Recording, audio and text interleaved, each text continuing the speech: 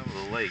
Okay, this is looking out at the top of the hill behind the lodge, looking out over towards the Illinois River.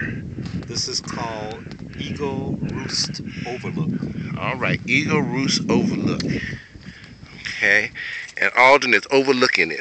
In the distance is Calhoun County, Illinois. This is a beautiful autumn day. Farms dot the landscape. A church and Just a water tower in the town of Brussels, Illinois are clearly visible from this point. We can see it over there. You can just imagine this in full bloom and greenery during the summer.